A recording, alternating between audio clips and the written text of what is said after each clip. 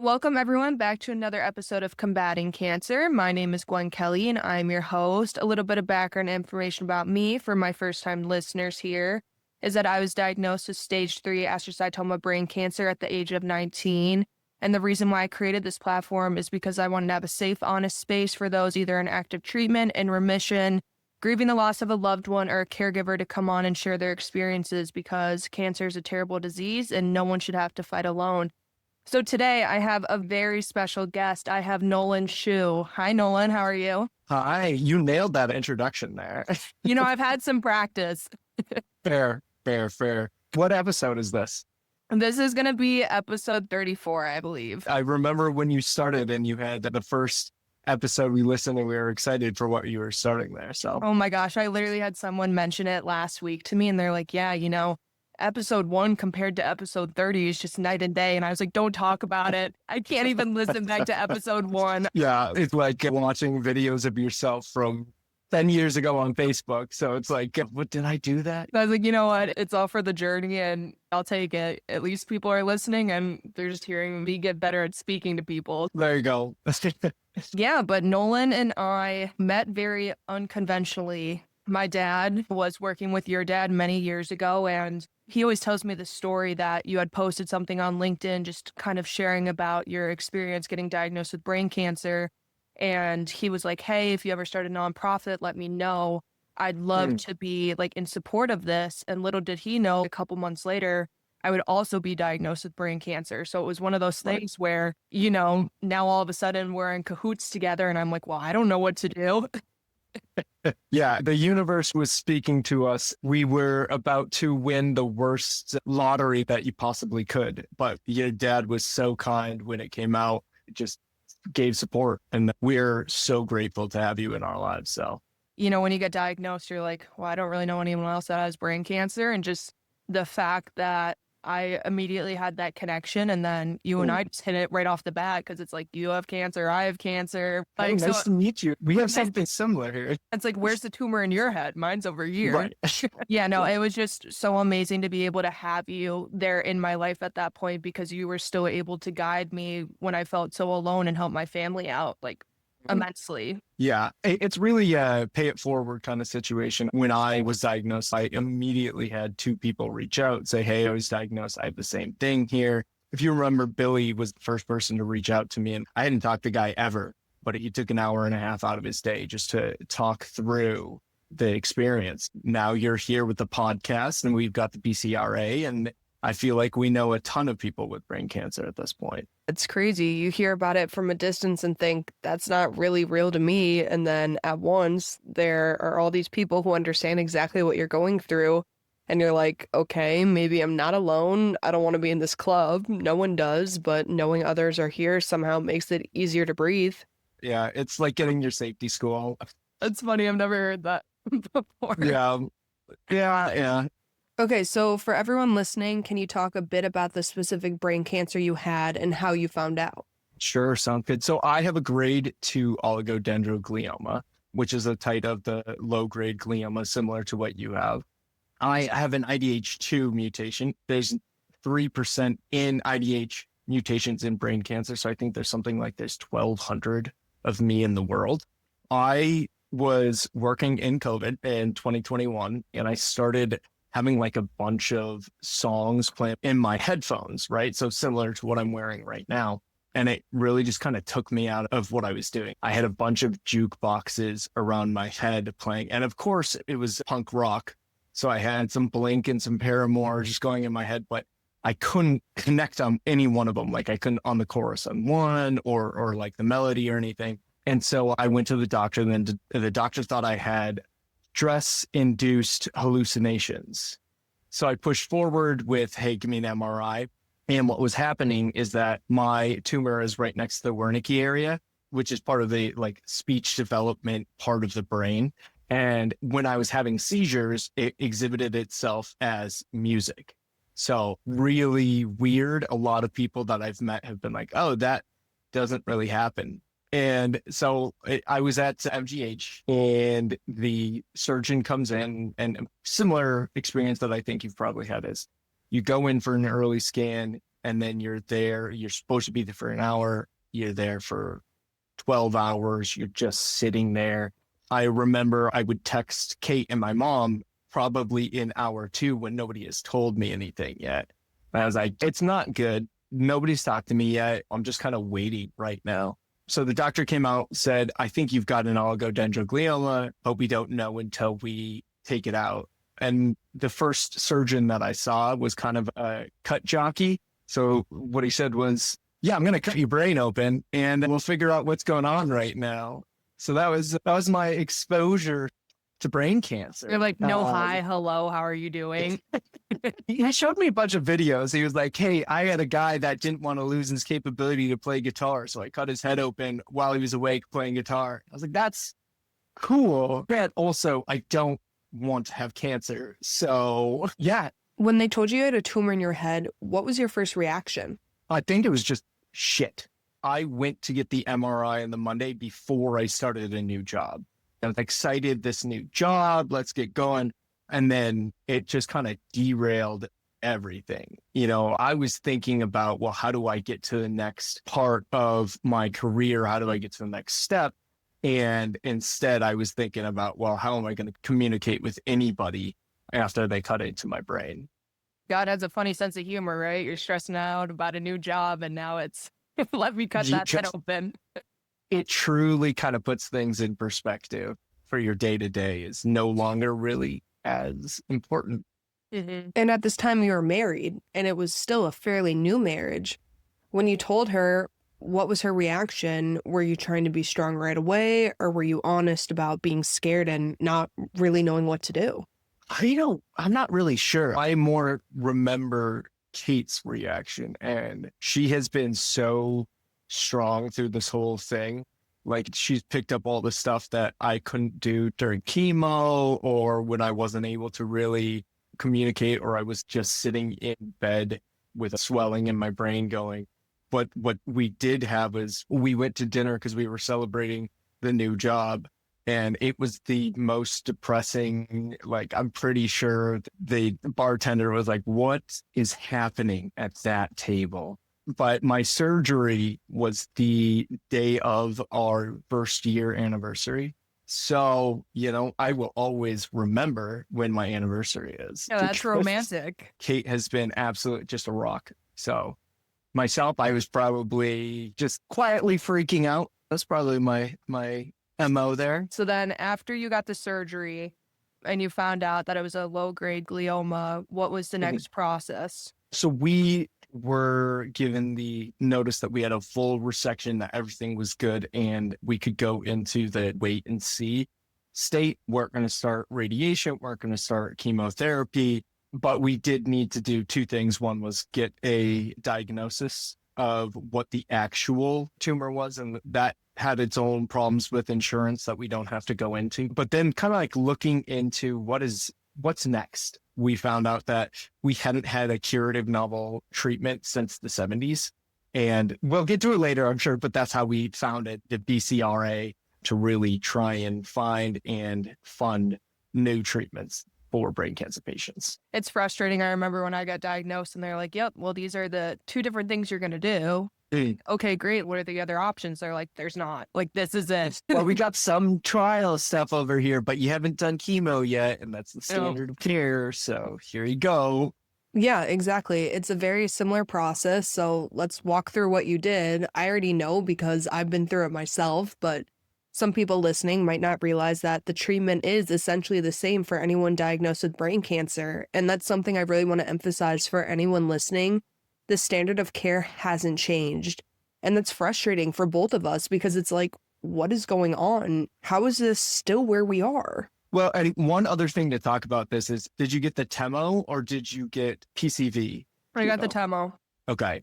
The fun thing about our cancer right now and where we are in the world is that there's a significant increase to brain cancer patients, especially in younger patients. So like 19 to 50. TEMO was the previous kind of state of care because PCV was more aggressive, but they're starting to give younger patients PCV because they're like, oh, you can handle the treatment. So mine was 6 months, yours was probably 12 months. So there's still not great options for anybody. Yeah, what did you think was the hardest part about going through chemo? I would say the hardest part was like the surprise side effects, where I think mine, I had like a stringent diet. It's MAOI, which is the same diet that people with migraines have, but it would set off little things, right? I was doing like weightlifters diet. It was like chicken and then vegetables, no seasoning at all, because you just didn't know what was going to set off what. I think the example I would give is like the first treatment regimen that I had. I was like, oh, you know what? I need to boost my immunity system. Let me have some orange juice. And I drank a glass of orange juice and it knocked me out for like a day. Crazy. Just, yeah, it was terrible. Yeah, it's always the weird stuff you never see coming. Smells hit me hard, Brussels sprouts especially. I remember I was living with my parents during treatment, and my mom loves to cook, and one day she made Brussels sprouts and the smell took over the whole house. I was just like, what is happening right now? I can't. Yeah, right. Yeah, no, you're in the bathroom, you're blocking up the door, trying to not the smell come in. And, Like yeah. blocking the vents with towels so I'm not smelling it. No, people don't really realize kind of like these weird things that you do. It's so strange. You get these random side effects, especially after surgery. I don't know what kind of post-surgical things you dealt with, but for me, I developed the worst social anxiety ever. Really? Mm-hmm. Yeah, you know me, I'm very extroverted. We've known each other long Right. enough that, I'll talk to anyone type of thing, but I would show up to places and I would get so overstimulated. Like if there was 13 people in the room, I was hearing every single conversation. It was Yeah, terrible. that set me off there. I would just be crying. Like I'd be so excited and I'd look at Chris and I'd be like, I gotta go home. We just got here. What do you mean you gotta go home? And I'm like crying in the bathroom, like never once in my life having any type of panic attacks ever. The brain is wild. Yeah. I still mess up pronouns and synonyms on things where, like, if I'm speaking quickly, he's and she's are flying around and they're not assigned to the right people ever. But yeah, the words were really hard for me after the first few months. I went back to work after like 2 weeks, fully remote, but I'm sitting in these meetings not being able to speak. And people are asking me questions because I'm supposed to be the expert in this department. And yeah, it was tough. I think that's what makes it so frustrating. You're thinking, I know how to do this. I've done this before, and you don't understand why everything suddenly feels different. Like, this should be easy. Then you start being really hard on yourself. Meanwhile, everyone else is saying, you just had brain surgery, give yourself some grace. But in your head, you're like, I can't. This is supposed to be my thing. This is what I'm good at. And for me, that's been one of the hardest parts. And it sounds like it's been that way for you too. Just that annoying disconnect between what you expect of yourself and what your brain can actually do right now. Felt trapped in my head. Just completely like, I have done this for 7 years. Why am I not able to, just add the value that I was supposed to? Mm-hmm. I mean, that's what I've learned though from it, where it's like, okay, then we just have to acknowledge other things that we're good at and kind of flip the script, because unfortunately when you go into the brain, it's never going to be 100% the same as it was. There was Right. something in there that wasn't supposed to be there, and now it's taken out, and it's like, okay, like let's find the new things we're good at instead of being so Right. hard on ourselves. But I know you and I both are very hard on ourselves. We get frustrated at, just everything involved, test results, waiting. I understand the anger, and then everyone's like, no, you're fine, and you're like, no, you don't understand. I used to be able to do this super easily. The one that is probably good is I cannot sing music or songs anymore because I can't get the lyrics fast enough. So Kate, Were you a good singer to begin with? Nope. Kate is very, very thankful of that. That's really interesting how that works. Going from having songs stuck in your head to that being interpreted as seizures is fascinating. I do have a question though. Did they end up putting you on seizure medication? Yep. It increased. Actually, my brain's really weird, but I can notice when my seizures are coming on, or at least I could. It would start ringing into my right ear. And they gave me kind of like a drug to basically be an intervention immediately. Is it the spray bottle? No, it's a tiny pill that I'm forgetting right now the name of it, but it's typically used for anxiety. Okay. Weird other uses of drugs. Yeah, that's fascinating. I'm still on my seizure meds, and I saw my neurologist a couple weeks ago. They said I could probably get off them, but because of all the radiation I had, I'm not the usual case. Normally, someone who has one seizure has about a 90% chance they'll never have another one, and that's just not how it works for me, unfortunately. 1%. I don't want to be a part of that and then lose my license for 90 days in the state of Minnesota. That was really tough. I had to go to the Mayo Clinic every single day for 30 days. I like my independence, and I was just terrible to whoever was driving me. Right. It's Yep. very humiliating in a way. Yeah, it is. It takes away your independence. Yep. One more thing that you're impacted from. Have you had drugs for anything else? I know I had to do memory during radiation. I only had Keppra for that. And then Okay. the only other thing that they put me on was amitriptyline for my headaches that I was getting. And then Okay. they eventually weaned me off of that. Gotcha. Other than Yeah. that, I was pretty lucky with not having to take a bunch of medication. Oh, I've gone through all of like the seizure medication. I'm at Vimpat right now, 200 milligrams. They've kept me on the 500 milligrams of Keppra for the last 3 years. I know Kepra's the good one, but I guess we can talk about this part as well. Keppra gave me mood swings, Okay.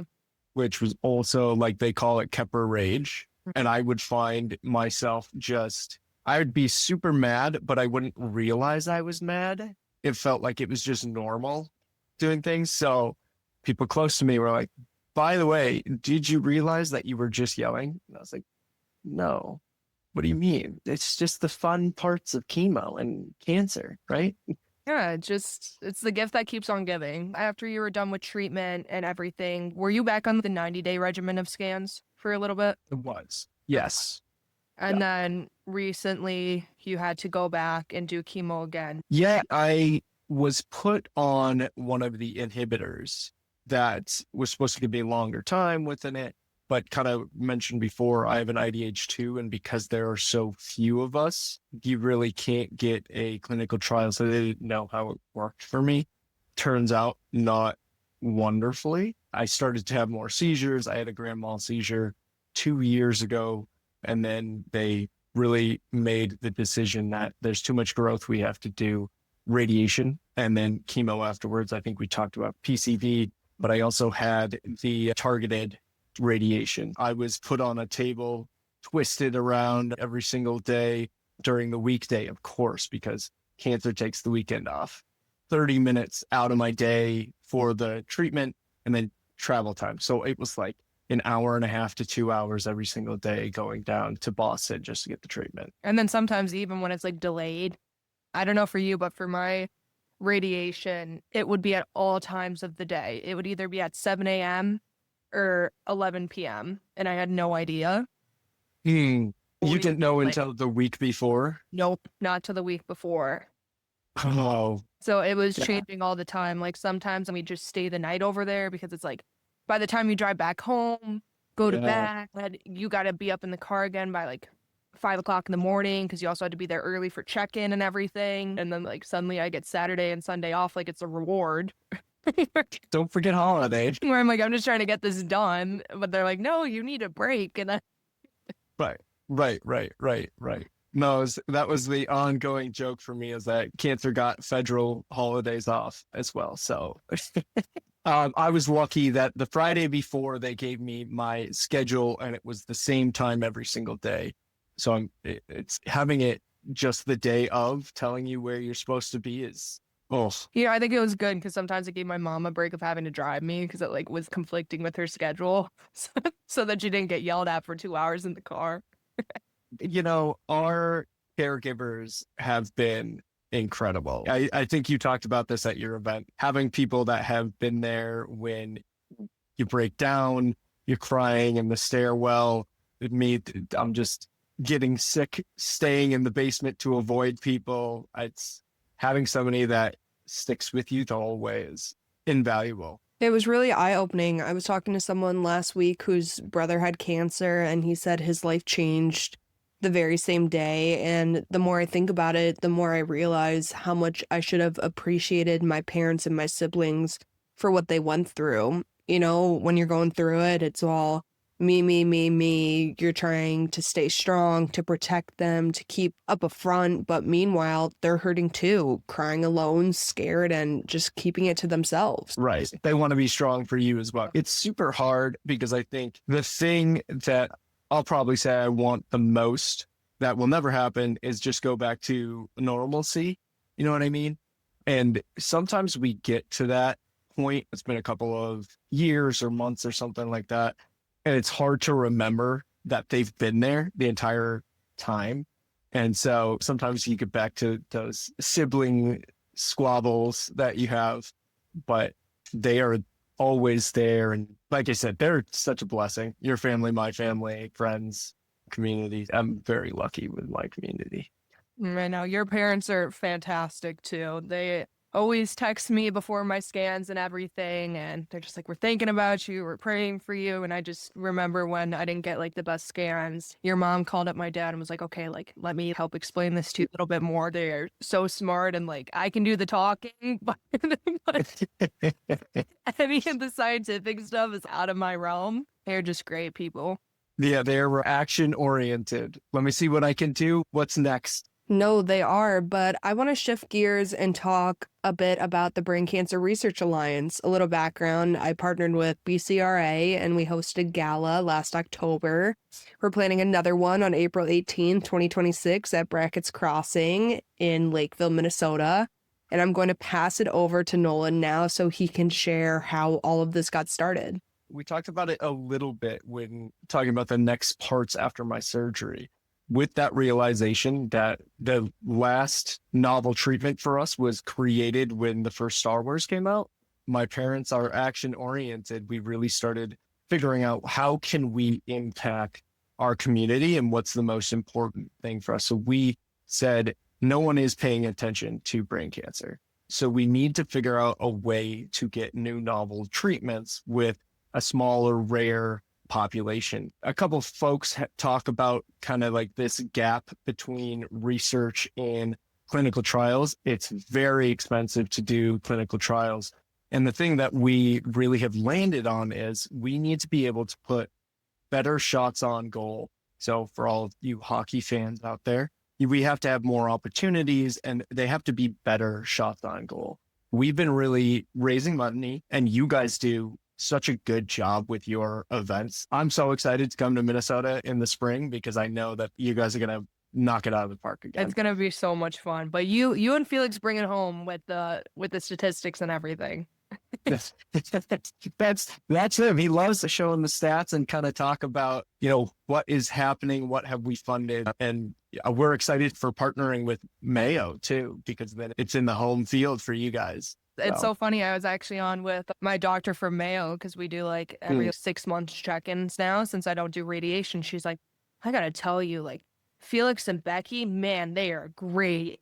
Like, we're so excited. This is awesome. And I was like, I know they're great because, I mean, the biggest thing about the BCRA is that no money is taken from anyone that's doing this work.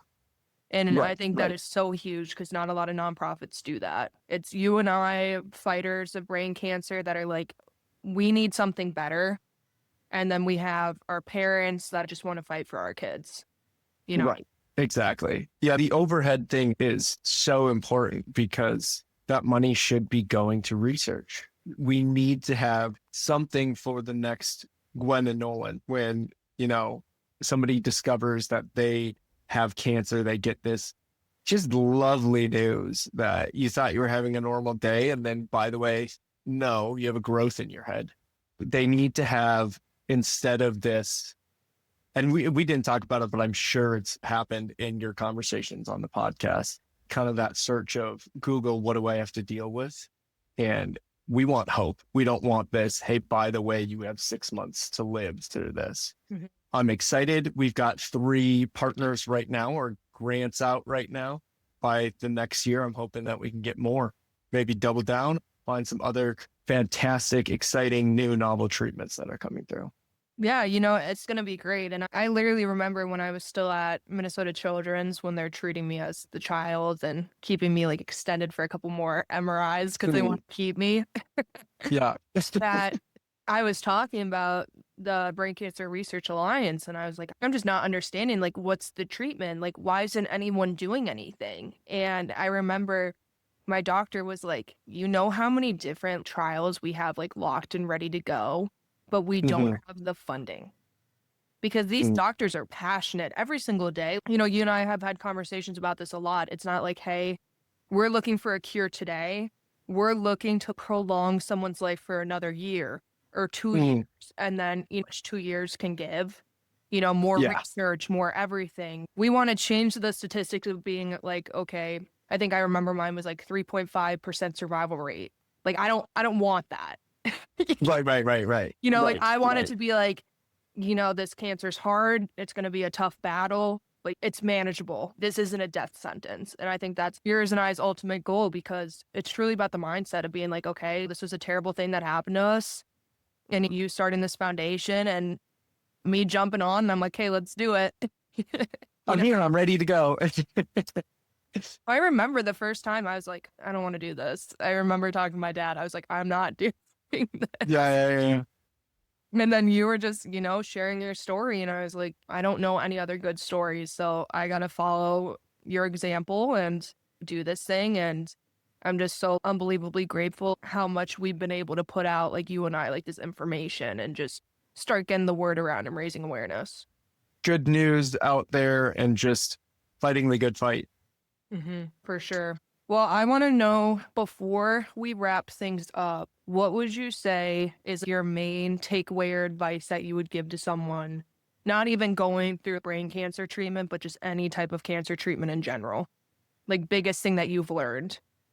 So I've said this a couple times, and it is something that a doctor that's a friend of ours said when I was first diagnosed, and it's that you're an N of one. So there is so much information out there, and the numbers can be really scary, right? Like you said, 3.5% was up there, but humans are extremely complicated creatures, and don't let the stats kind of like sway you. Like, know what is going on, know what treatments are out there, but you're an N of one and your journey is your own. So, you know, it's really that has stuck with me the entire time. Yeah, you got to be the outlier and like decide to make your own roadmap Right. for sure. Well, I appreciate you so much for coming on. And for anyone listening, I will be linking all the links to the Brain Cancer Research Alliance. So if you want to hop out to Lakeville, Minnesota on April 18th and, you know, see Nolan killed up there on the stage and me have those shaky legs pretending like I know how to public speak.